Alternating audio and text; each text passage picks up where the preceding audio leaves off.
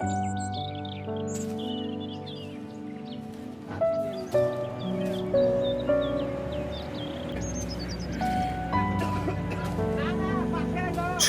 দর্শক, আসসালামু আলাইকুম। দক্ষিণ এশিয়ার নদীর তলদেশে প্রথম নির্মিত টানেল বঙ্গবন্ধু টানেল, চট্টগ্রামের কর্ণফুলী নদীর তলদেশ দিয়ে নির্মিত বহুল প্রত্যাশিত স্বপ্নের বঙ্গবন্ধু টানেল।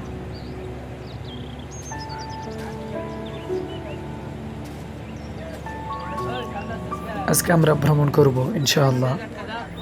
বর্তমানে আমরা শিল্পজন হিসেবে খ্যাত দক্ষিণ চট্টগ্রামের আনোয়ারা উপজেলা প্রান্তে অবস্থান করছি। বঙ্গবন্ধু টানেলের সংযোগ পথের অপর প্রান্ত পতেঙ্গায় গিয়ে আমরা উঠব ইনশাআল্লাহ। চলুন আমরা টানেলের সৌন্দর্য উপভোগ করি।